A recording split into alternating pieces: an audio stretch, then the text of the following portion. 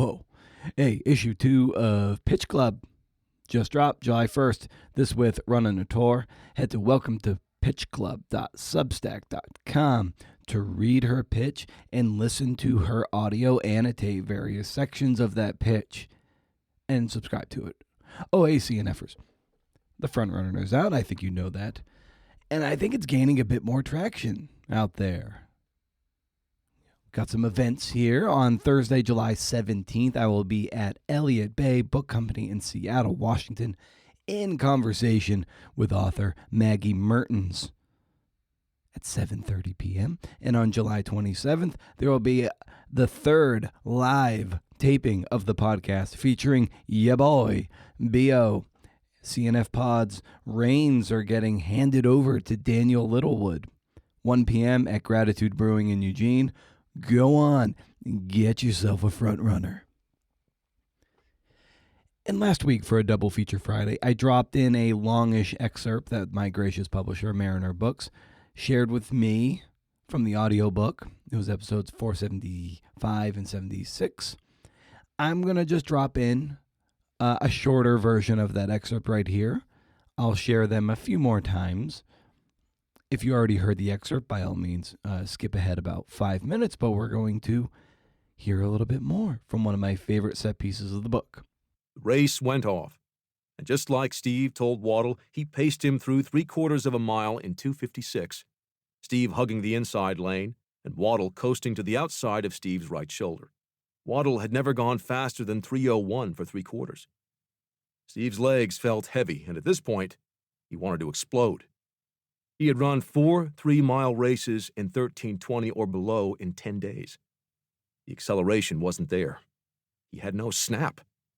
Waddle was told by his Bowling Green coach that his best races would come off a fast pace, and right there before him on a platter was about as fast as he'd ever experienced. Steve put the world record in Waddle's sights. All Waddle had to do was take it. Steve rushed by the east stands with 220 yards to go. Fans knew the book on Waddle, and right on cue, Waddle surged 10 yards clear of Steve. There would be no catching Waddle, but Steve chased after him not only to keep up with the clock, but to give his people in the rickety west stands reason to cheer. Maybe the roar would push Waddle past the point of reason, past Ryan. By the time Waddle struck the tape, the time was 3:53.3, the third fastest mile ever. Waddle winced at the finish. Steve finished a few yards behind Waddle and gave his people all that remained, what would be his career best mile, 3:54.6. A little girl screamed, "That's okay, Pre, don't worry about it." Years later, Waddle looked back at this race with a rare pang of regret. So much of his mindset was geared toward winning the race, not the clock. Time was secondary. He never wanted to sell out too soon.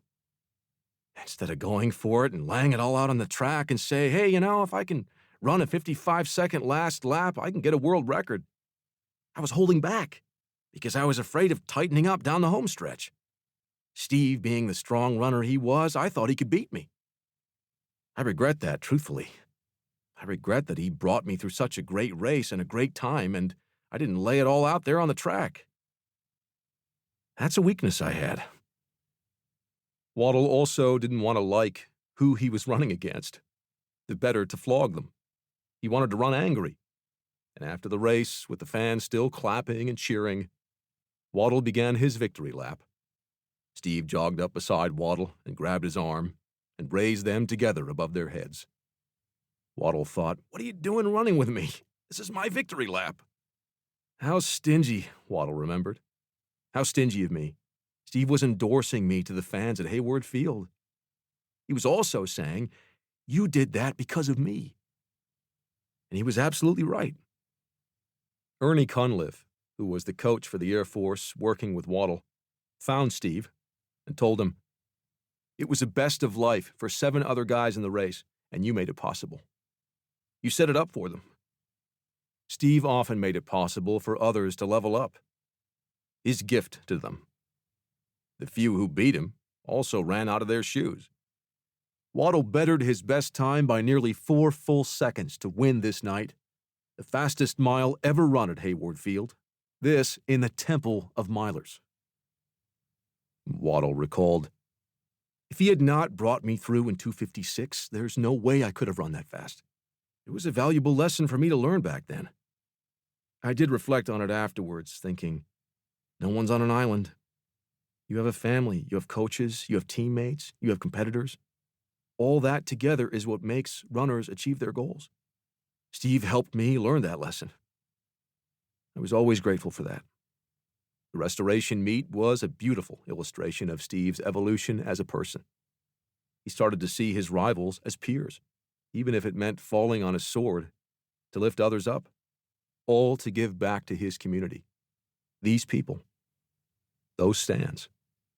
After the race, Steve was swarmed by children seeking autographs. He signed them attentively.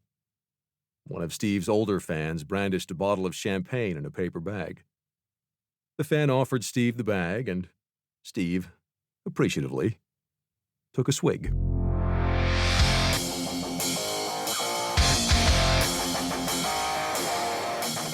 All right, this is the Creative Nonfiction Podcast, and I've had enough. And frankly, I'm sick of it. The show where I speak to tellers of true tales about the true tales they tell, the art and craft of telling true stories. I'm Brendan O'Mara, the guy you invited to the party because word got out that everyone else was invited except me. It's that Atavistian time of the month. So there are some spoilers in this conversation, and boy, do we have a shiner for you. The name of the piece is Conversation with the Hitman. I should just stop right there because you're already hooked. You're hooked. It's written by David Howard and edited by Jonah Ogles. A former FBI agent traveled to Louisiana to ask a hired killer about a murder that haunted him. Then they start talking about a different case altogether. Magazine.atavist.com. Go check it out. Go subscribe. I don't get any kickbacks. You know my recommendation is true. I don't do affiliate links. I don't do links. The hell? Come on. You're better than that, B.O. I don't do affiliate links, so you know that everything I recommend is not to get a commission. Is that stupid? Maybe. The story is wild and has a lot in common with the movie The Usual Suspects in terms of its structure. You'll hear me say that with Jonah and Dave. David, as they say. In this world, David Howard is a journalist and author of nonfiction books and magazine stories, but he'll get a more fleshed out intro when it's his time to take the stage. Show notes of this episode and more at BrendanO'Mara.com. Hey, there. You can find links to hot blogs, tasteful nudes, and forums to sign up for the flagship Rage Against the Algorithm newsletter. The hottest thing since seltzer water is Pitch Club, where I have a journalist audio annotate a pitch that earned publication. The first two with Atavist writers, but the next two will not be Atavist writers. Well, one has written for the Atavist, but it won't be her Atavist. Actually, hold on. Yeah, it will be her Atavist pitch, but Kim's is not an Atavist pitch. And so I'm looking to mix it up a little bit. Don't want to just lean on Atavist as much as I love them. Want to distribute, want to diversify these pitches and get a sense of what other publications are doing. I'm rambling. This isn't part of the script. I went off script, and when I go off script, as I am right now, things get a little loopy. Things get a little weird. So in any case, Pitch Club, a journalist audio annotates a pitch that earned publication. If you're a working journalist, you'll want to subscribe. If you're a journalism teacher, you'll want your students subscribing. Forever free. Welcome to pitchclub.substack.com. Issue 2 with Running a Tour. As I said at the top of the show, just went up. Awesome stuff. And if you want to support the show and its infrastructure and my ego with a few dollars and cents, you can go to patreon.com/cnfpod. Get some FaceTime with me to talk some things out, depending on your tier. It's not very organized, but it's something. And most people on the Patreon page, they just like to contribute a few bucks into the kitty just to help with the show. Just like a tip jar. It's up to you whether you want to take me up on the perk. I don't have much by way of perks. But it's a good perk. I've been told it's a nice perk. All right, so David's story is pretty astounding, and we're going to dig into it. First, with the lead editor, Jonah Ogles. There are some high level nuggets here. It's not just about the story, it's kind of cool. So stay tuned and stay with it. Parting shot on having just turned 45 years of age on July 1st, the usual birthday reflections, what I consider my New Year's Day. So let's cue up the montage and hear from lead editor, Mr. Jonah Ogles. Riff.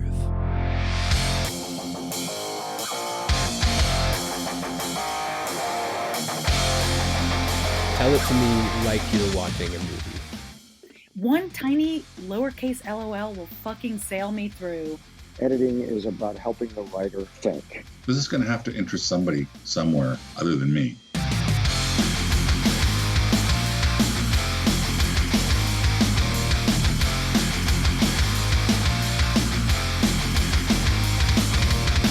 Yeah, what kind of blew your hair back about this story? Because this one's a wild one. And that was obvious in the pitch, and anytime you have, we get a lot of cold case pitches, a lot of them. And usually what people are saying in those pitches is, I've got this cold case, or maybe it was tried in the past and the wrong person was convicted, but there's this evidence that maybe somebody else did it, or there's a new lead of some sort, and they want to tell that story, but a new lead is not much to go on, especially if a story's been covered pretty widely, as the case in this story has a book written about it, a couple of books written about it. So when it comes in, I'm always a little skeptical of those types of pitches. But in this case, Dave had the goods. Like, if nothing else, it says a lot about chasing a story even when you don't have an assignment.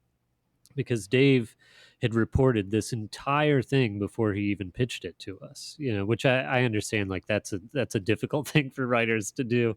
But Dave smelled a good story. We briefly allude to this in the piece, but he'd established a relationship with this FBI agent from the reporting in a book, where he interviewed this guy, and they had built a rapport and they stayed in touch. And so like there's a lesson in that, to like be good to sources, recognize when a source is a good one, and keep fostering that relationship, because the source, Myron Fuller, the retired FBI agent, is the one who came to Dave and said, "Hey, I'm going to go talk to this this criminal in prison who's admitted to being a hitman," and the FBI agent and the hitman had overlapped in Shreveport, Louisiana. And so Dave follows along, the writer follows him along, and starts chasing a story that he didn't even know what it was going to be before he pitched it. But it turned out to be, they basically crack a notorious cold case, or may have cracked it. And, that's all because Dave followed a hunch, basically. Yeah, and when you refer to the goods that Dave brought to this story that maybe other cold case pitches don't, that come across your desk, what was the nature of those goods? Yeah, well, he had a resolution. It wasn't just a bit of evidence like, hey, I've been digging through and I think maybe the police overlooked somebody. It was, hey, I've talked to a guy, he's confessed to things. And not just that, I mean, just, if all that had happened was a confession, we may have still assigned it, but in this case, there were multiple twists along the way. They don't just sit down with him and the hitman spills all the goods. There's like a cat and mouse, a little bit conversational cat and mouse, where here's a hint that maybe something else is going on, and Dave and the FBI agent do some digging and then come to a realization or a hunch on their own that the hitman, either kind of confirms or kind of pushes back on. So there's a really interesting like give and take in that relationship, because on it, honestly, without that, so much of the story takes place with three people at a table just talking to each other, right? And that can be pretty boring from a storytelling standpoint. You can only describe like the flickering lights in a room so many times to add a little dramatic tension before readers are kind of like, okay, nothing's happening here. But in this case, every conversation pushes the narrative forward and sort of like propels readers and Dave as the writer into this new realm of the case. So there was this like natural propulsion even to the pitch that was really, really intriguing when we read it. Yeah, even hearing you talk about it, and when I was reading the piece too, it had the feel of The Usual Suspects, where you had the detective and Kevin Spacey's character. They would be in that office talking about it, and that each of those conversations advanced things a little further. Then it went back into the narrative of the movie, and this had that feel to it. Yeah, absolutely. I mean, it's really. I was telling Dave as we worked on it, like this is the kind of story editors dream about, and writers too. But like from an editor's standpoint, we're always looking for ways to sort of maximize the tension in the story, and you're confined by the facts, so there's only so much you can do with that. In this case, the story just had all of that naturally, so all we really had to do was sort of work on how we still worked on maximizing that. And it was basically, when do we present certain revelations, and what contextual information should we have before that in order to like make readers feel like they know where they are and be able to follow that, like this is a twist, without giving too much away. So there was sort of some structural tweaking along the way, but it really had most of what you want baked in, just twists, some really amazing twists. Yeah, and a moment ago you brought up something that I think is really astute about doing this kind of work and being in this kind of work, where you have to be sometimes like just really patient as a writer, sometimes to cultivate those sources and the relationships so they will bloom and blossom perennially, or every X amount of years, whatever. You can really nurture that stuff, but also the kind of the guts to kind of stick with a story even when it wasn't a sign, because you just know on a hunch that there's something good there. I don't know, maybe there's something there, a thread you can pull on too, about the patience needed to be in this kind of work when sometimes we want things to happen really fast. Well, yeah, and I mean that is an issue in the industry now, because so much of journalism is now, quick reaction, quick analysis. That's because it's a really easy way for publications to produce stories that sell ads. You have smart people. The Atlantic like does a great job at this. You have smart people who just react very quickly, and so much of journalism is geared toward that now, and there aren't a ton of places anymore that, well, if you're a writer and you're trying to make money, that's what editors are going to want from you. Okay, can you give us this quick thing? The news cycle is now. We got to publish this now.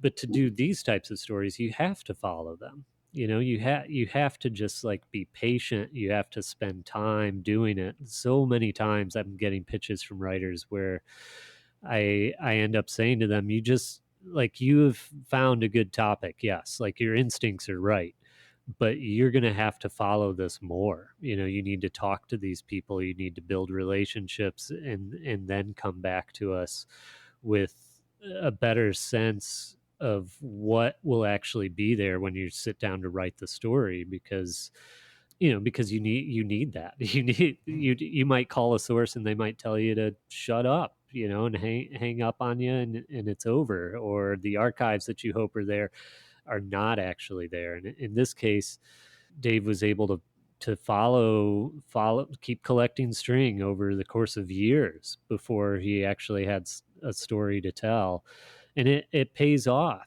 as a writer, being patient, finding a way to sort of like keep yourself paid, pay the bills as you're moving along, but have this other thing on the side that you're just slowly working towards.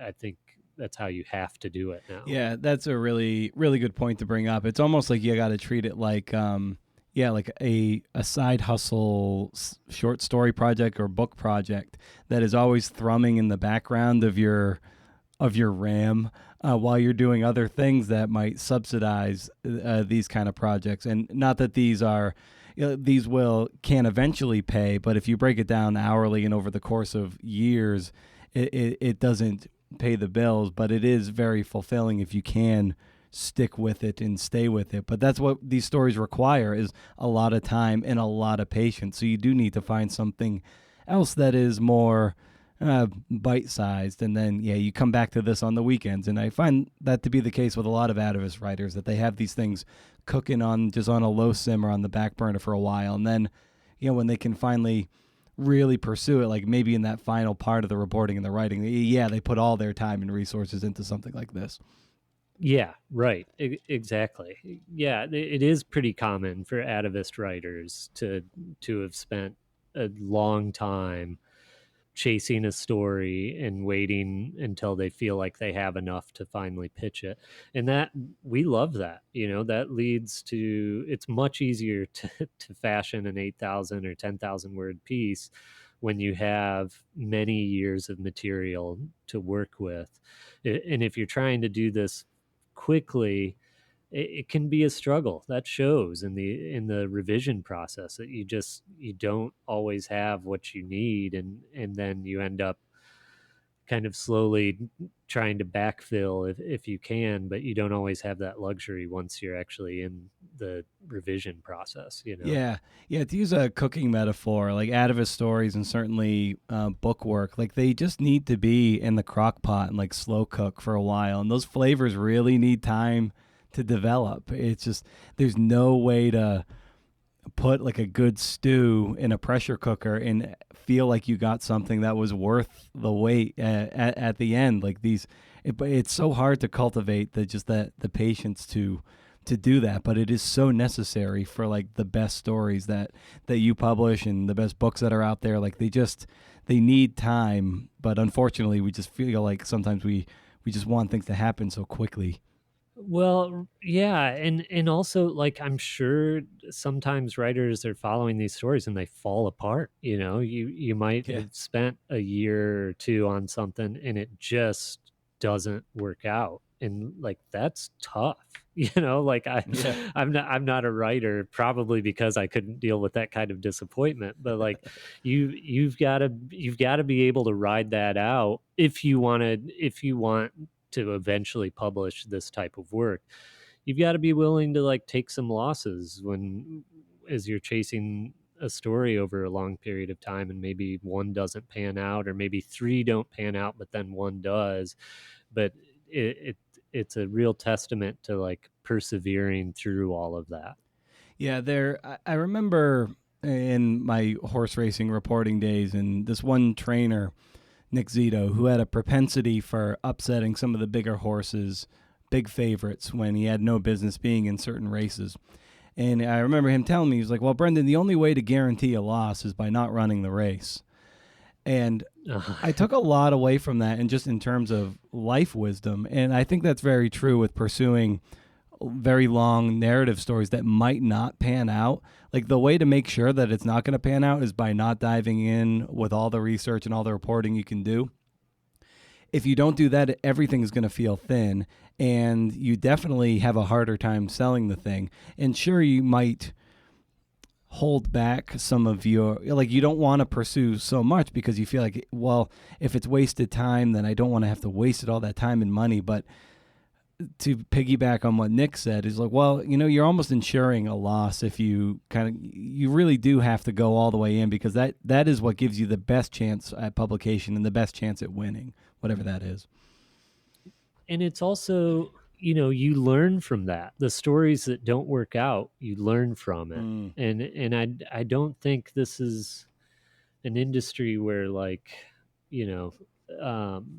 if you're going to be dissuaded by failure, you're going to wash out pretty quick, So if you want to tell these types of stories, you treat those losses, to keep going with this metaphor, you treat those as a learning experience, and you see what went right, you see what didn't. You're also honing your own instincts. My guess is that when they do fall apart, you're able to kind of look back and find moments where there was a voice in your head or something in your gut saying, this isn't going right, and maybe you ignore that. So I think sometimes you have to ignore that type of thing and keep going, but eventually you're going to hone your instincts, you're going to hone your reporting, how you report, how you talk to sources, and eventually it'll pay off as you do it more and more often. Yeah, that's really true. That having that or cultivating that experience, your instincts do get better and be like, okay, this is actually, my spidey sense is saying, like, we can probably go in this direction and have a better shot at it panning out. But the only way to do that is, athletes talk about this all the time. You can always learn more from a loss than from a win. So if you can kind of do the Jedi mind trick on your brain that no matter what, you're going to come away with a good experience, win or lose, it probably sets you up for the next 5 or 10 years if you can think of a loss as a way to ensure future wins. Yeah, exactly. Because very few writers come into this and just immediately land big, deep, cinematic narrative and then just keep going. They've cracked the code and they just continue. Maybe like Patrick Radden Keefe or something. He might be like the one, Yeah. but otherwise, like, you just keep doing it, and it's okay that, like, it doesn't work out when you're 22 or 25. Maybe it's not going to work out until you're 35 or 40, but if that's what you want to do, this is where kind of like the passion or the sense of calling comes in. If this is the thing you want to do, you just got to keep going. And we could go back to like Nick Davidson a few months ago. Like, Nick's been trucking away in journalism for a long time, and in recent years has gotten a lot of longer stories published, a lot of features, and like that's because he didn't give up. He kept working on it. Oh yeah, it's really really astute and awesome stuff. And I love how we got into some like deeper topics that went beyond Dave's amazing story here, and some of the core fundamentals to kind of do this kind of work. So this was just, as always, Jonah, amazing stuff. And now we're going to kick it over to Dave and talk about this rollicking story down in the bayou. All right. Thanks for having me, Brendan. Always a pleasure.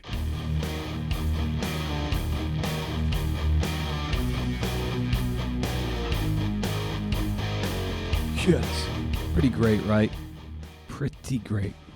That whole taking some losses thing really resonated with me. I think we really need more losses. We need more failures. Only we're often unwilling to do it because they take time, they take money, and your ego takes a beating. That's a parting shot to stew on for another time. I won't keep going down that rabbit hole, but that's a really rich topic.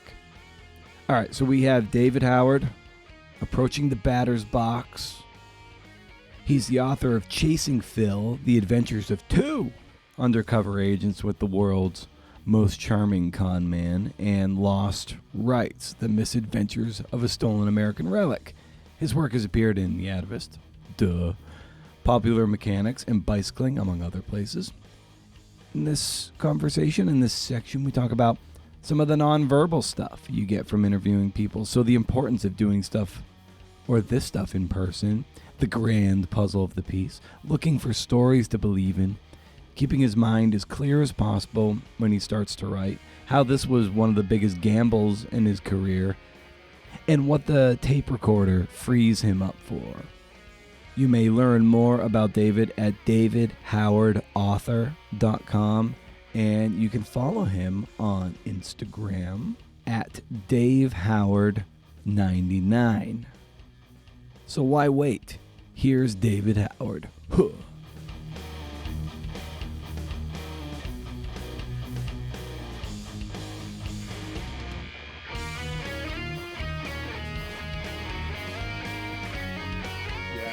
We studied those guys in college, like Gay Talese and all those guys, and I was completely riveted. I was like, oh my God, this is exactly what I want to do. Yeah. Well, it's a wonderful jumping off point where I love sometimes getting a sense of how we come to this kind of work. Reading McPhee and Talese and Tracy Kidder.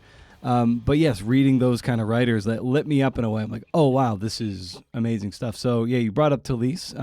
But how did you lock into wanting to do this kind of journalism? I went to college thinking that, I was going to be a newspaper reporter. I really wanted to be a sports writer when I was a young kid, and went and I spent the beginning of my college career, my freshman year, kind of like following the football team around, writing stories. And then my journalism professor, my advisor, pulled me aside. He's like, all right, listen, it's time to get out of the sandbox here. If you really want to make something like a fun career happen, you got to like start thinking about real stories and the world and looking at big stuff. And he was the first person to really like inspire me to pursue really ambitious kinds of stories, things that I started reading a lot more of at that point on his recommendation. Started reading stuff like Harper's and The New Yorker. I became a huge fan of Outside Magazine in the 90s during the glory days with, Krakauer and all those guys. And I would just read those stories and feel like almost so like energized, like I wanted to, run out and like just start, go up to the top of the nearest mountain and start talking to people, Yeah. But I spent some time in the outdoor, adventure space and did some work as a magazine editor and a writer, and gradually just found my way to, these kinds of stories that I had read and admired so much. What did being an editor do to your writing, and maybe vice versa? Like, how did they inform each other? Yeah, being an editor, I was a magazine editor for about 13 years, and it was the best thing I could have done for my writing. It really made me pull back and, think about a story right from the first time you utter a sentence, like we're going to write a story about X. And how does that come together? How does that take shape? Really being able to work collaboratively with writers who, a lot of them, I was fortunate to work with people who, were smarter at this sort of thing than I was. And so I learned from them and kind of like figured out some ways over time to, like try to make things a little bit better. I think that it really made me see and think about and be able to articulate the sort of like architecture of a story and all the components that need to go into something that, makes it successful, especially in narrative nonfiction when you're talking about character development and scene and, plot. And it's really like you can begin to analyze some specific components of stories that really help bring them to life. Yeah, scene, plot, and character are, by and large, there because you can't imagine it. It can be a challenge to find those details. So how do you interview for those details and report for scene and plot and character? Being a newspaper reporter early in my life was a huge help because you spend a lot of time, outside your office talking to people in person. For me, one, critical component over the years has just been get in front of people, get away from the phone. During COVID, I was stuck on Zoom a little bit more than I would have liked. But I mean, I think like sitting across from someone, being able to look in their eyes, try to understand what they're made of, and see all the nonverbal stuff happening that tells you so much about, what someone may actually really be saying beyond what they're telling you with their words. I mean, this story in the Atavist was just like almost a master class in that, because we got so much from being in the same room with Larry Thompson, all the things he said with his face, the ways he wouldn't answer something. Sometimes it was like a shrug, like, I genuinely don't know. And sometimes it was like, I'm just going to sit back and kind of have like a smirk on my face and like make it clear that I'm just not going to tell you that for whatever reason. And then it would kind of become this interesting game of, why don't you want to tell us that? And, like, how else can we get at that? So I think that the in-person thing, and especially in terms of developing character, is, for me, it's just been an important, like, career-long lesson. Well, yeah. Nowadays, because we're so digitally interfaced through social media or Zoom, I mean, even that feels a bit more personal than a lot of other things. Nothing beats the handshake and being in person, and it goes a long way towards building trust. And by building trust, that's where you can really start to flesh out these real life characters. Yeah, absolutely. I mean, in this particular story, we spent between 35 and 40 hours with him in person in this room in the prison, and we got a quantum, light years ahead of where we would have gotten with him if we were just trying to interact by email and phone. It was talking about understanding, what he cared about as a person, just trying to move away from, at times, just talking about specific cases or things that he did, and just like try to understand, what were the things that motivated him, what were the things that he cared about, who were the people he cared about. With someone who has confessed to multiple murders, those are some pretty interesting questions. Where does he draw the line with a lot of these things? You really do have, without that intimacy, without that immediacy of connection, without that ability to, sort of like look into someone's eyes and have them feel how much you're interested, how much of your attention you're giving to them, I think it's really hard to get very deep with people, especially people like him who have a lot to hide. Yeah.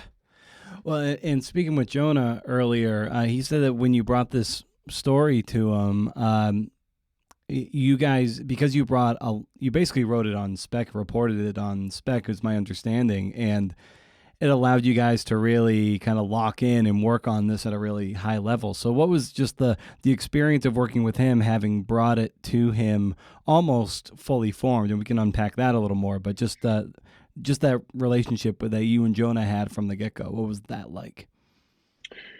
I had brought it to him. I kind of tried to summarize, the idea in, I don't know, a few paragraphs, and it's a fairly sprawling story. So I think immediately he was just like, if you have more, go ahead and send it to me. And I warned him. I was like, I don't have more, but it's a lot more. So you're gonna have to wade through.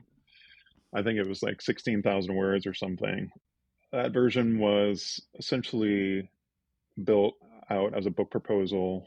It became clear we were going to sort of like distill this into a magazine narrative, that some things were going to have to fall out, be cut away, and other things that were going to have to just be restructured and moved around. And that was where, a collaboration with a great editor is truly like such a gift for, when you've been thinking about something for so long, as I have for 3.5 years, and you start to develop, it I don't want to say it calcifies, in your mind, but you might start to harden your perspective about how the story is going to be told. And he came back after I had sent a draft.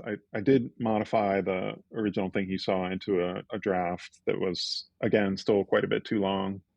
And then he came back with just some really great ideas about how to streamline the story and move some things around to kind of maximize the tension in the story and the drama, and bring our whole idea was, we have a couple pretty nice plot twists at the end, and Yeah. make sure we really accentuate those in a fun way. I mean, it was such a sort of like empowering and exciting experience to work with him.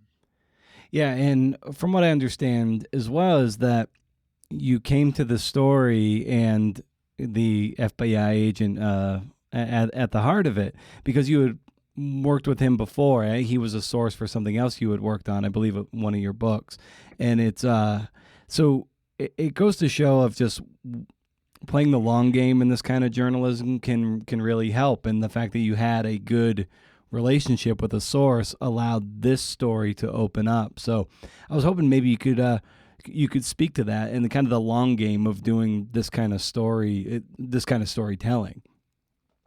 Yeah, this is a classic example of that. I think I first got to know Myron Fuller something like 12 years ago. I had gotten really interested in Abscam, this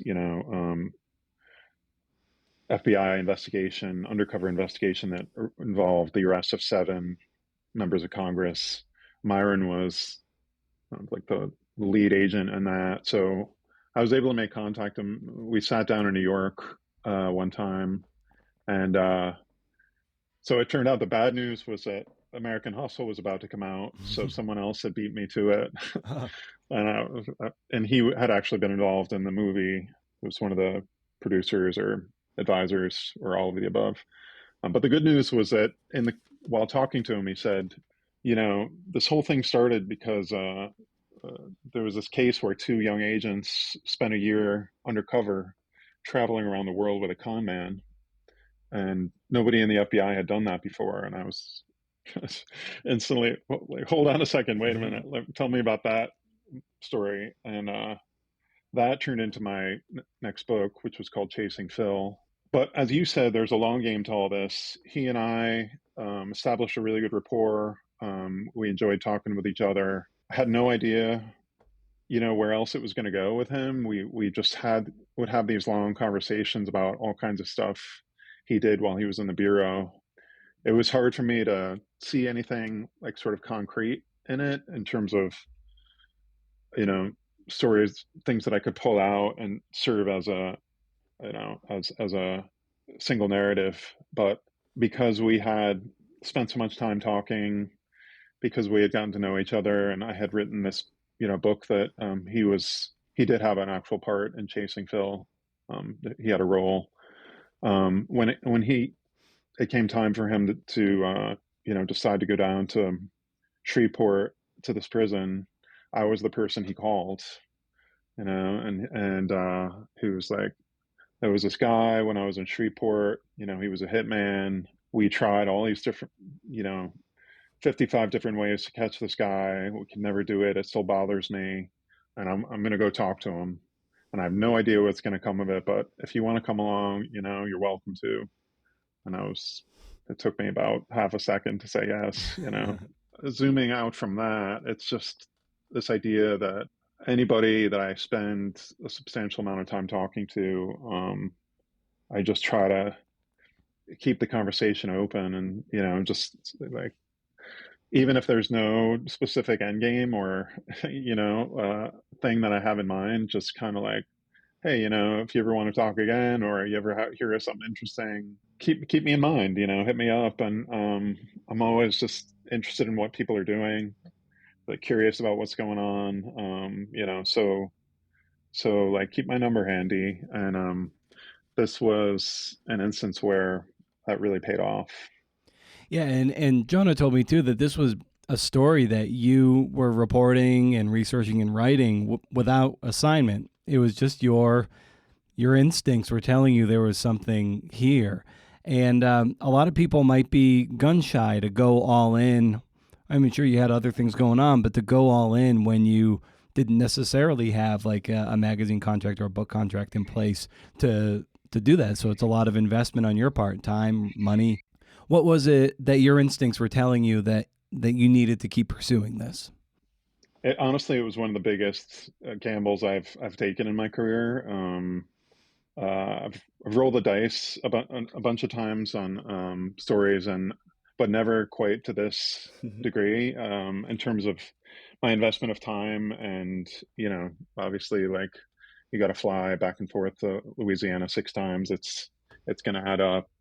My instinct was that we had something really, really unique and really extraordinary. And whenever I would tell someone about it, I always just got the same reaction. Like, you're in prison talking to like a convicted hitman, and it would just be this kind of really enthusiastic response. And I think for me, when the first time I went down, and we didn't really necessarily know what we were getting at, it was like, wow, that was really interesting, and I'm not exactly sure what's going to come of this, and maybe that's it. But over the next couple of months, Myron and I kept talking about this, the way that he framed this Jim Leslie murder, and we started to the more we talked about it, the more we thought, "Oh, you know what, we got to just go back one more time and try to explore this a little bit more." After 2 visits, I was totally hooked. At that point, I was like, this is going to be a lot of time and a lot of expense, but I mean, I'm convinced that there's something really great here, and I've got to like see this through. Fortunately, I was in a situation where, I had enough other work to prop myself up while I was doing it. Myron's retired and had the means to travel back and forth. So it just unfolded. We just kept going. Every time we went, we would advance the ball down the field enough that we'd be really excited to to go back again. So it just became this self-perpetuating situation that a ride we couldn't get off until we got to the end. It strikes me, just in hearing you talk about it and the way the piece is structured, that a lot of, or some of the action, or a lot of the metabolism was happening off the page, so that every time you went back for these visits, you were advancing the discussion and advancing the conversation, as a result, advancing the narrative of this piece. So what was the life off the page, away from the story, that helped they move things forward when you did get face to face with Larry again? When we first went, as I think I said, we didn't really even know. We thought the goal was going to be for Myron to find out why he was so unable to make any, headway when he was in Shreveport for 4 years. The Jim Leslie thing, the thing we ended up focusing on in the story, ended up just being kind of a pinpoint during that visit, just enough for us to say, oh, that's interesting. And so we started trying to reach people in Shreveport, read stuff online that had been written, who was talking about it, who knew, who was around, who remembered it. This was, at the time, this was 45 years in the past. We latched onto a couple of interesting characters. People started telling us things, and we would sort of learn enough to feel like, all right, now if we can go back to the prison, run some of these things by Larry, maybe we can learn something more from him that'll, take this little nugget of something we found and kind of like keep expanding it, out into something bigger. It became this really fascinating example of how a story can kind of fuel itself by, we would try to time it. We'd go down. There was a really great archive at LSU Shreveport, local history archive, that had a ton of information about this case and the corrupt former police commissioner who has long been associated with it. And we would just sort of harvest all these interesting, bits, facts, and go in and we'd have all this stuff to ask him about when we got to the prison. It became this situation where we could use some of that to sort of leverage him a little bit. get him. Well, we read this. Is this true? We heard somebody told us this. Like, tell us about that. And especially when it was something that contradicted something that he knew, he would, we could get a rise out of him and get him going. He really took pride in, or takes pride in being kind of this guide, to the underworld in that part of the country, and had this, vast criminal career, and is quite proud of it. So we, over time, realized we could kind of use that to our advantage in these conversations. Yeah, and very few of us will, unless you're in, covering cops, kind of writing a lot of crime, that will find ourselves sitting across from a killer. What was that like, sitting at the same table of someone convicted, a convicted hitman? It's an experience unlike any other, I imagine. It really is. I think that it's funny. It was and it wasn't.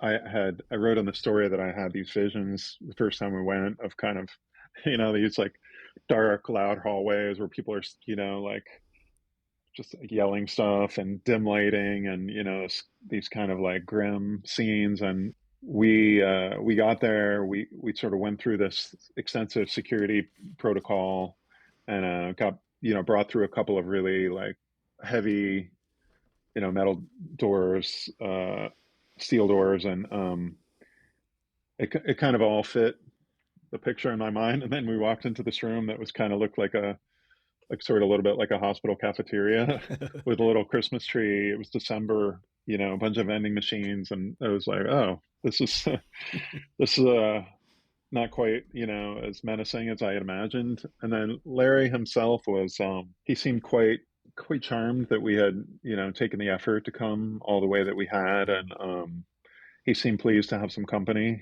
And there was some exchanges between the two of them that were a bit loaded, I would say. There was some of the old tension that came out, but for the most part, I would say that it felt less sort of fraught than the way that some prison interviews might be portrayed on in movies or on TV, where they're talking through a piece of glass, or somebody's shackled, or something like that.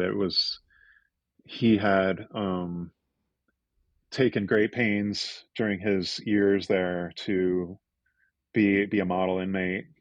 He told us that he knew he was going to be in prison for a long time, and that there were two ways to do things. You could go the easy way or the hard way. And he said, it was, especially at his age, it was an easy choice. He was, going to be a good inmate and had a good relationship with the warden. And so fortunately, I think for our purposes, because of that, when we sat down with him, he was given privileges that probably some people wouldn't have been if they, were more of a security concern or a problematic presence.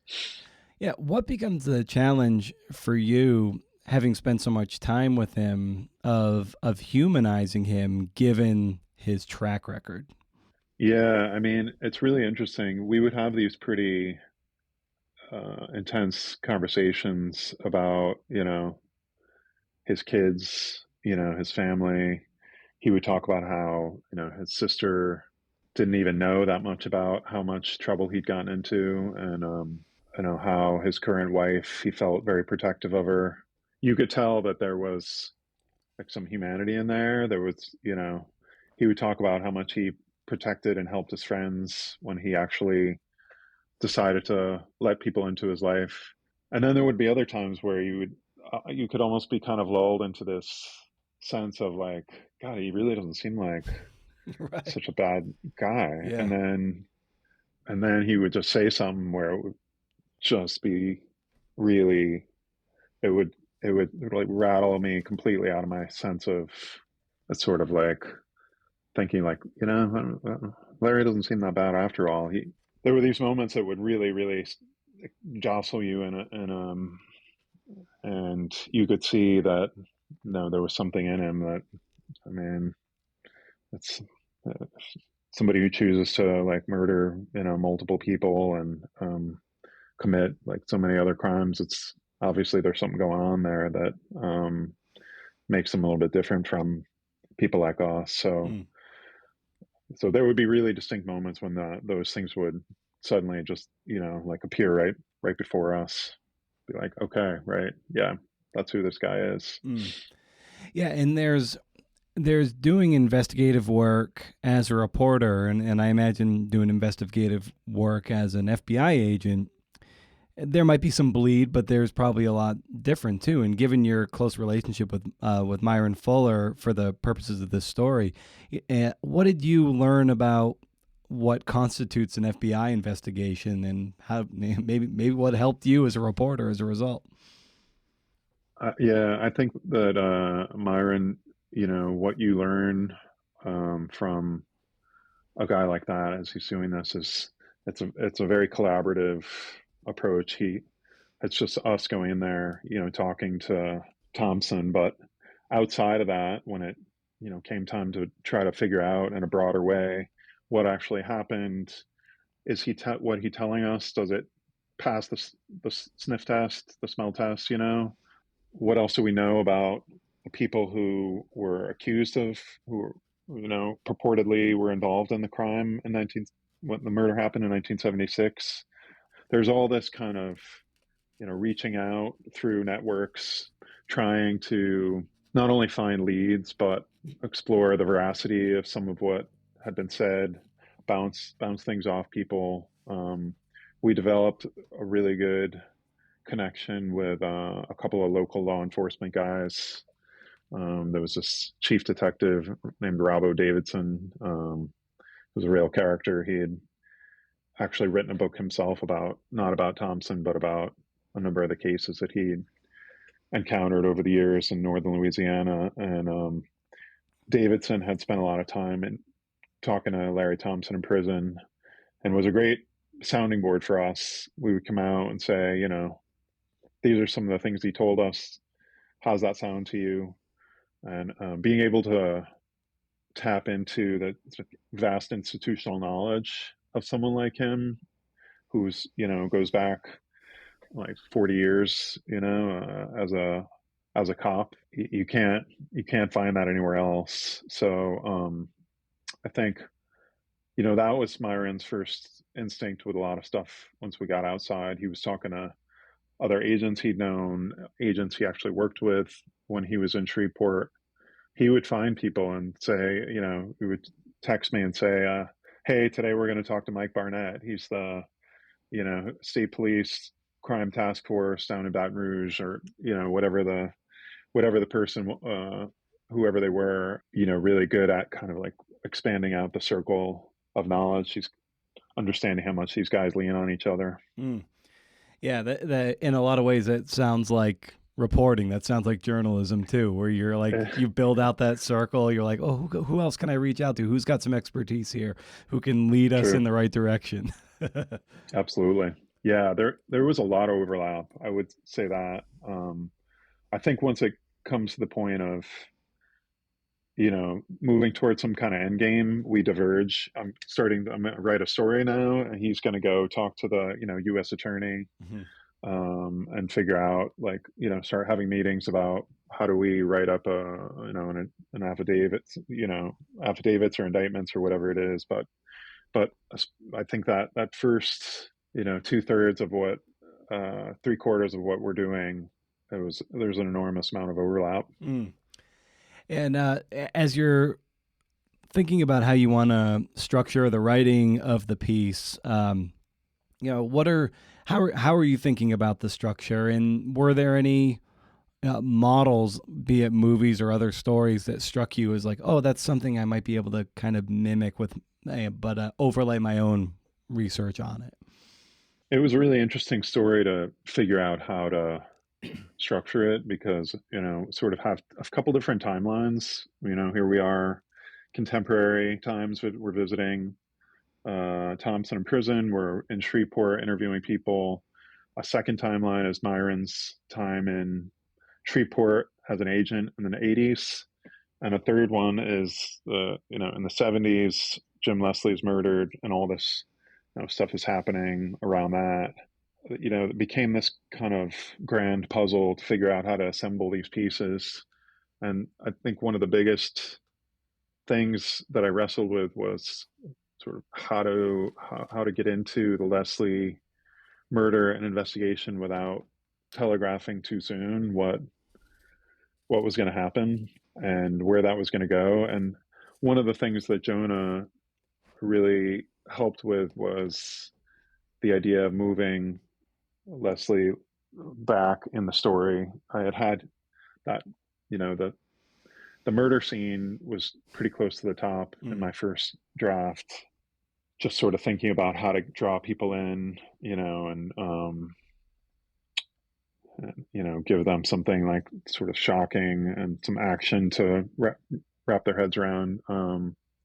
Jonah made the case that, the prison visits and so forth were interesting enough to keep people around long enough to a little bit later in the story get into the details of how, what happened to Jim Leslie, who he was, and how he was murdered. And I think that worked out really well. And I did read some things. I think I read The Devil in the White City again, as I was like trying to, grapple with different timelines and different things happening in parallel ways. That comes to mind. And for some reason I got pretty far along with The Looming Tower as well, because even though it's 9/11 and everything like that, it was sort of like some of the investigative stuff and the FBI role in that really interested me. So, but I mean, I think overall, the structure of the story took some time to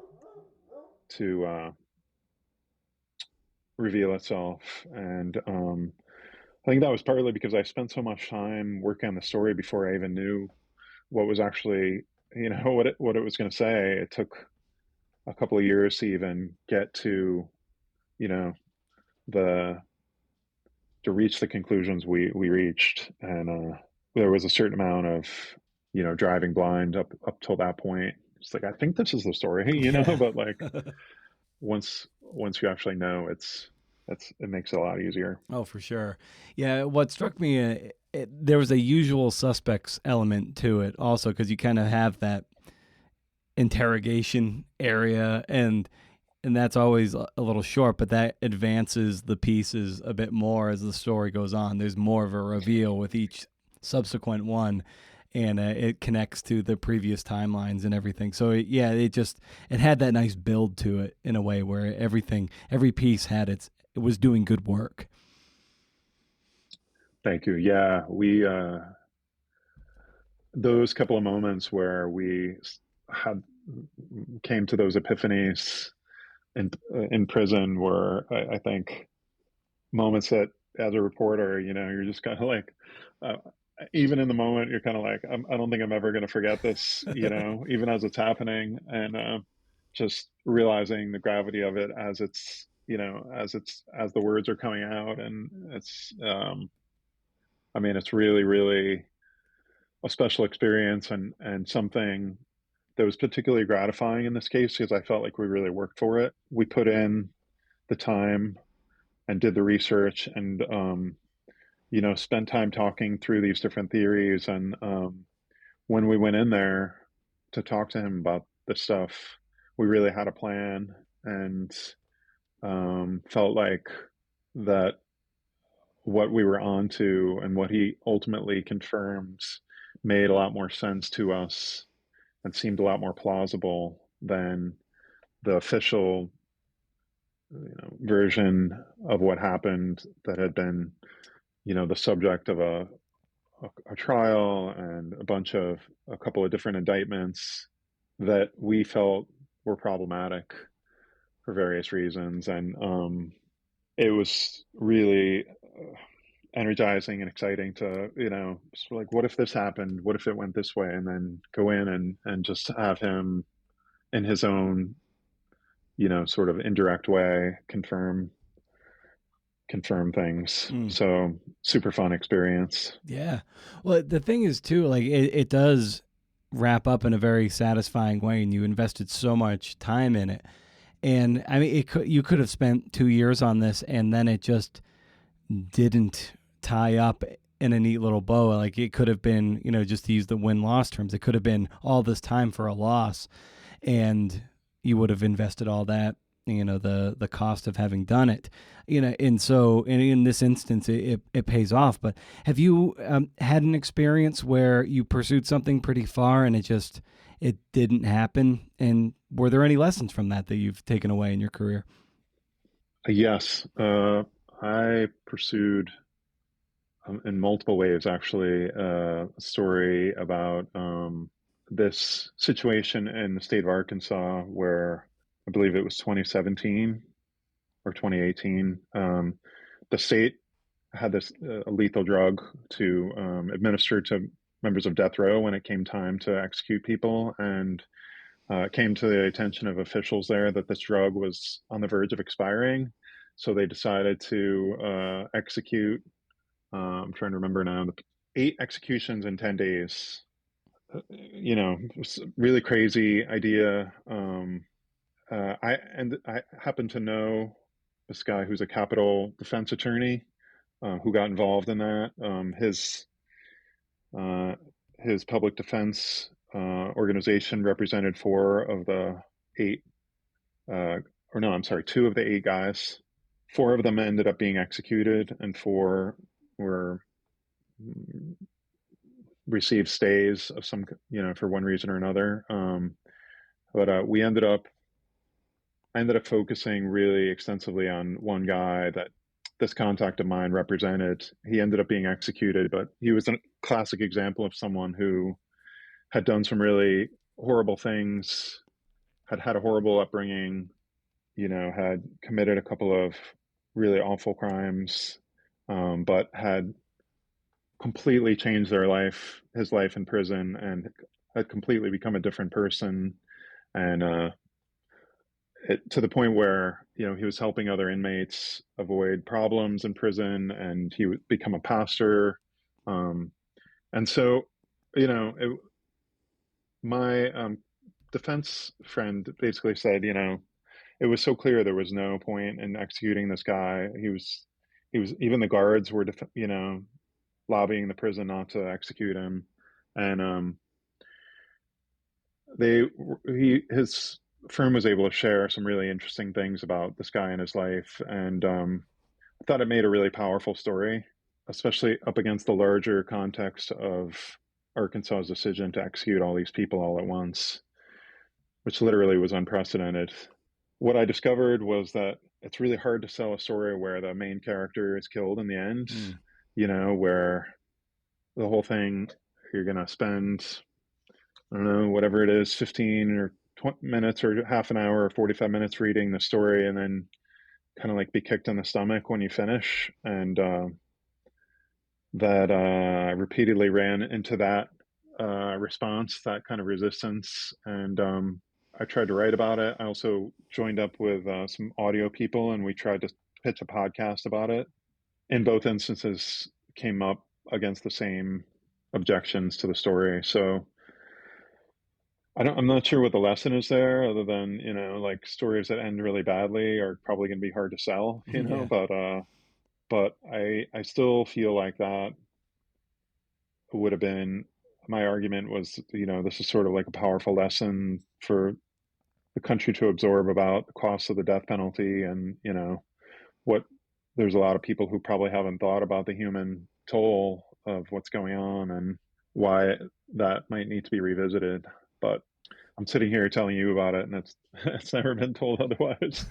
So Yeah, well, I think it's good to hear just from the reporter point of view that it's okay and actually kind of frequent to pursue a story and do a lot of research, do a lot of reporting, even do a lot of writing, and it might just not publish. It might not happen for one reason or another, and that's it allows you to build some experience that you can parlay into another project that you can hopefully get off the ground. And over the course of that, like, your instincts get a bit better, and you're like, okay, maybe this one feels a bit more complete, and you can be like, I know now that I can maybe dive in a bit more whole hog on this project, having that backlog of, oh, this one, I couldn't stick the landing on this one for one reason or another, but I know more now to then stick the landing on the subsequent ones. Absolutely. There's so much to learn from going through it, figuring out how to read court documents, how to find them, how to talk to people in a place about, what happened in prison, dealing with the prison itself, trying to get access. I don't regret anything that I did for that, even though I spent, a substantial amount of time on it and nothing came of it. But I feel like I still believe in that story, and I think that's what it comes down to. Is I'm just looking for stories I can believe in, because overwhelmingly over time, the stories that I've had strong instincts about have translated into things that other people have enjoyed reading or hearing about. And I think it's important to, really follow your gut in that way, and see how far you can take something. And you have to know your limits. You have to know where the cutoff is. If you, are going to go bankrupt doing it, it's probably something you need to think about. But if there's a way to dig in and you feel strongly about it, I mean, I still, after that Arkansas experience and this, which I think again was the biggest gamble I've taken in my life in terms of pursuing a story, I still feel as strongly as ever that next time around I'll go after it. Mm. And some matters of tactical and practical stuff. I always love getting a sense of, the tools that you have at your disposal in your tool belt when you're out, let's say, reporting. And in this Atavist story, you say you were allowed, basically pen, paper, and a small digital recorder.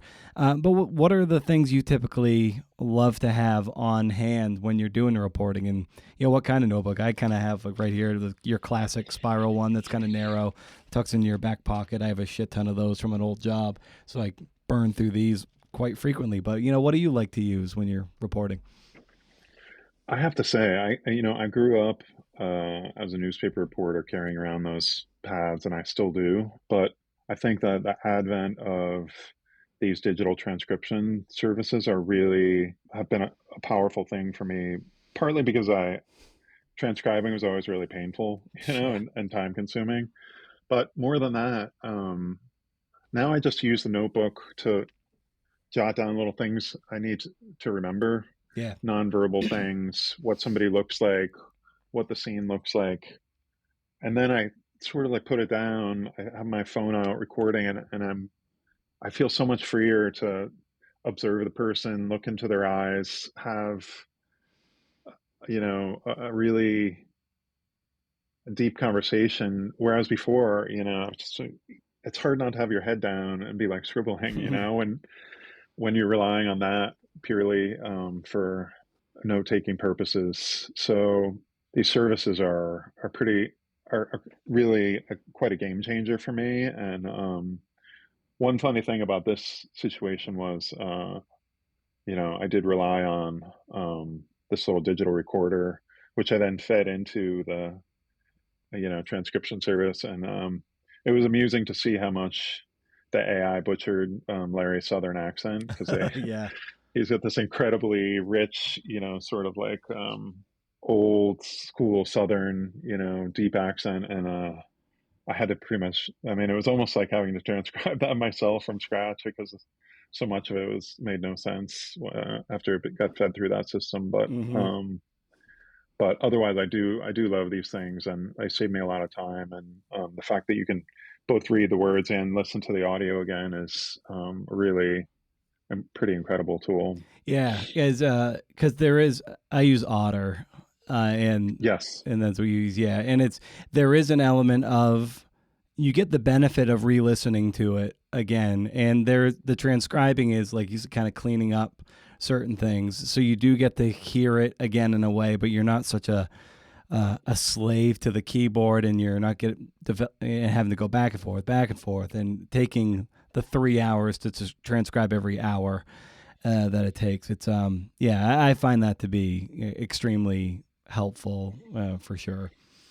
And it's unshackling, with I know there's a lot of value in, having the notebook, and I always still want to have it with me, Yeah. but just being able to limit it to little details, things on the walls, or, like what kind of like, what does their kitchen look like? What do they have on their shelves? Yeah. And you can completely rely on the notebook for that. That's all that's going in there. Anything that's actually said is going to be captured already. So it's like really, really, I think it's an incredible tool because, again, just being able to watch someone, look in their eyes, and see all the nonverbal stuff happening is powerful. If you were just trying to catch up scribbling, you wouldn't see all that. Yeah. Well, it's a perfect distillation of what it does. You get those atmospheric details, maybe the way their glasses like will slide down their nose, like pushing them back. Little details like that. You might catch a bird in the background, or to your point, you said just a moment ago of just use the notebook to put a pin in something. Oh, they said something good. I don't want to interrupt them now. They said something here. I'm going to try to circle back to that. And that's like that endless scroll of a conversation. It's so meandering. You're like, okay, like I'll pull them back to that in a moment, but I don't want to stifle their momentum at the moment. And then you'll come back to that stuff. And if I don't scribble down those things to put a pin in, I'll forget it because there's so many things are coming at you. It's so true. I had this character in my first book who was a historian in DC, and he was an older gentleman, but he was very passionate and energetic about what we were talking about. And he would sort of slam his hands on his desk and jump up and go, I got to show you this. And I noticed, behind his desk where his chair hit the wall, that there were these broken drywall where his chair Oh my God. was like colliding with the wall when he jumped up. And it was like the perfect distillation of Ken Bowling's, personality right there. And as you're starting to transition from the primary reporting and research mode, and you're like, all right, now it's time to write, might be a deadline, be either self-imposed or publication imposed. What are the rituals or routines that you have in place, practice in place, so you're getting that work done? Well, I start writing really early in the morning. I start writing at about 5:30 or 6 in the morning. I try to keep my mind as clean as possible. I feel like it's hard enough to write as it is, without getting pinged by, texts and emails. And I keep all that stuff closed. I sit down. I try to give myself at least a couple of hours to just put myself into whatever the scene, the moment that I'm writing about, or be able to think really clearly about how I want something to, come together. I just find, to me, those early mornings are the times when I've, figured out what a story was about or how I was going to structure it. I think it's funny to think back to when I was young, and my first job, actually was a newspaper reporter in this like cramped little newsroom with people talking on the phone, 3 feet away from me. And somehow it worked for me then, but now I'm more and more like wanting to barricade myself away and have seclusion, quiet. Again, the early part of the day is so key for me in that way. I think that, it's really just kind of finding my way into, scenes and moments in these stories before the clutter of the day starts. I almost kind of start forgetting things, or when my attention's not as sharp, like it's almost like things don't come together quite the same. So I think that's the biggest thing for me. It's just barricading myself in. It's so you gotta like be really sacred about that and protective and wall that special time off, because we all have a window of time where our battery is best and our attention is sharpest. And it's like when you can, a lot of trial and error, when you figure out that time. I'm similar to you. It's early morning. Like as soon as like 9 and 10 o'clock hit, like I'm already starting to lose it. With a lot of day left to go, I'm already kind of starting to lose it. Yeah, 100%. I'm there with you.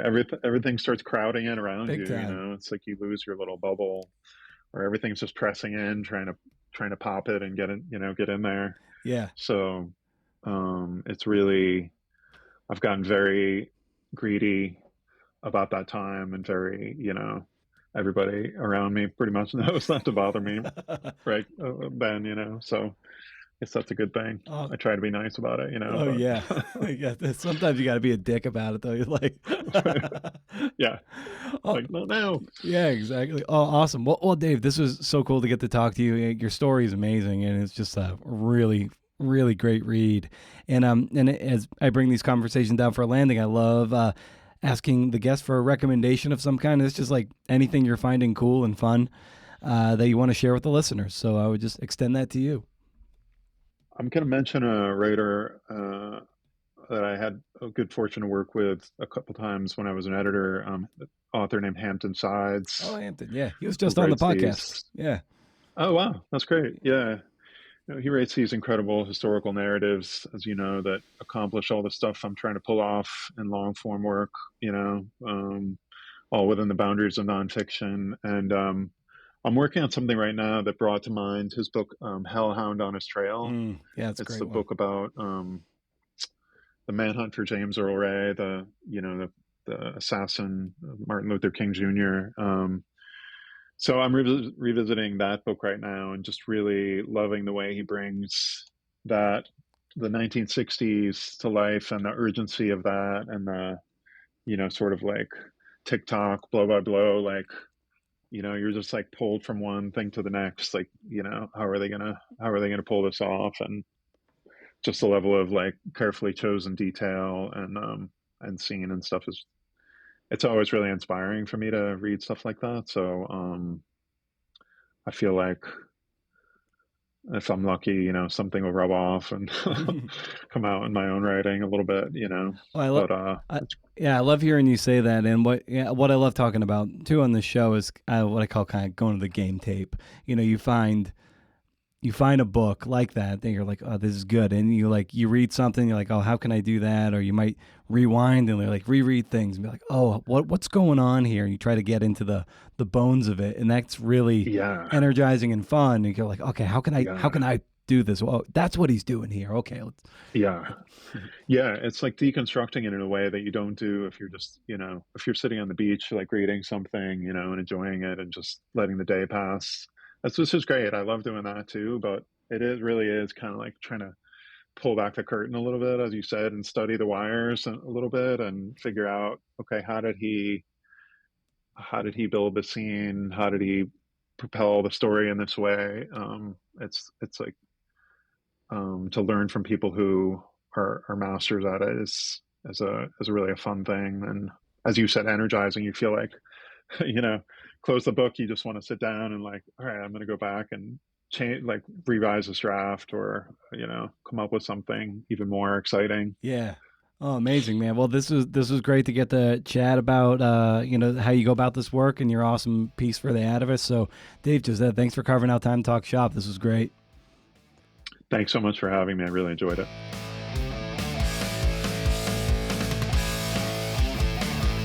I mean. Sweet. Awesome. Yes. Thanks to Jonah and David, and for you, kind listener, for making it this far. There's a woman, a listener named Linda, and she often chimes in the comments on Spotify. So if you listen on Spotify, you can leave comments. It's very rare. Very few people do, and I jump in and talk, and she offered me some good advice about my tendinosynovitis with my stupid brittle wrists. Pretty cool stuff. It's nice. It's nice to have that dialogue. Visit magazine.atavist.com to read David's story, and consider subscribing to their ad-free blockbuster National Magazine Award-winning journalism. No, I don't get commissions or kickbacks. What a guy. So July 1st, Canada Day, was my 45th birthday. I got my first ever full body massage from Maple at Aveda, a B-certified company, and it was potentially life-changing. I don't know how these massage therapists do it. It is some of the most physically taxing work imaginable, and they have their hands all over strangers' bodies, and some have hair and feet. I mean, amazing. It was kind of mind-blowing. Birthdays are always a good time for personal reflection. Gratitude for having made it another trip around the sun. This is my New Year's Day. Yeah, my big goal is to continue to shrink my footprint, to consume less and less. By and large, I'm pretty good at that. My wife and I are pretty good at that. If we didn't have 3 dogs, it would be exceptionally so. Can always improve. I always feel better pushing against our culture's desire to make us feel less than, and the only way to fill that gaping hole is with stuff. Junk food, booze, stuff on stuff on stuff. So when I see material excess in action, I feel all the more grounded in the pursuit of less and the pursuit of intentionality. Physically, I'd like to grease my joints so I'm not going to end up hunched over in the next few decades. I want to be less brittle in places that put me on the shelf, like little things like my wrists. My primary form of activity is weight training, and if my wrists are fucked up, it's very hard to deadlift. I certainly can't press. Can't do much by way of anything. Even squatting, barbell squatting, it kind of puts pressure on the wrists too, and it's no bueno. Puts me on the shelf, and when you go on the shelf, bad things happen. I'd like to get back to a 405 deadlift that I did a few years ago. If I train smart, the cascading effect of that strength goal will help me achieve some other things, like a better body composition to partially appease my crippling body dysmorphia, but also my blood pressure, which appears to be trending down to a normalized range. My doctor is all too eager to be like, "Hey, we can just give you a little pill to take it down a notch." I'm like, let me handle this. I don't want to be on any pharmaceuticals if I can help it. Cresting into full-on middle age means it's harder just to not fall apart. There's wear and tear on the body, especially since I've been an athlete most of my life. There's natural wear and tear, and it'll easily lay you up. And a slowing metabolism means the longer you're laid up, the more apt you are to lose fitness, and the cycle continues until you're bent over and hobbling. I'd love to see the podcast grow to 10,000 downloads a month. Not to make money, not for status, but platform is currency. And it means I'm more attractive to publishers, and that's how I like to see myself getting paid. It also gives me the capacity to keep platforming writers. I want Pitch Club to get up into the thousands of subscribers. It'll always be free. All of my offerings are free. I don't begrudge writers for trying to make a buck. But it's my feeling there are deeper pocketed institutions where you can siphon money from so you don't gatekeep emerging voices or aspiring writers who might not have deep pockets. I think we're seeing that with athletics. The most well-heeled, privileged people can afford to travel, can afford to go on better teams, and as a result, those people get more access to better coaching, more playing time, and we're going to see, if we aren't already seeing it, that rosters are going to be populated with people who are of a higher caste, and that's not cool. So I never want to see that with writing either, because how many people have been priced out of it for one way or another? There's probably a Rich Parting shot baked into that concept, but I'll put a pin in it for now. I want my next book deal in place before the end of 2025. Some of that's in my control, some of it isn't. But if we're in and around the end of 2025, beginning of 26, and there's something in place, I'll be pretty damn happy, and that'll buy me more time down the road. Hopefully get some money from a publisher, and hopefully if it's equal or even a little more than the Prefontaine book advance, we're going to be all right. We're going to be okay. I want to keep celebrating the front runner through the holiday season. Keep that pot of water boiling on a low simmer. And then put it to rest for a bit. then ramp it up again for a paperback release probably over the summer.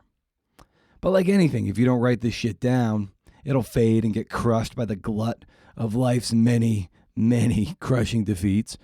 We have a government that has wrought so much damage and causes so much pain, and it's only been 6 months. Joy is a form of resistance. I'm not someone prone to joy. I like today I have it on my to-do list, Google how to have fun. Yeah, I have to Google how to have fun. So joy is a form of resistance. Doing our work is a form of resistance. Caring for each other is a form of resistance. So keep doing your work. It matters. I know saying this shit of this nature is a little off-brand, a little out of tune, coming out of my face. But it feels true to me right now, to this moment. So stay wild, CNFers. And if you can't do, interview. See ya.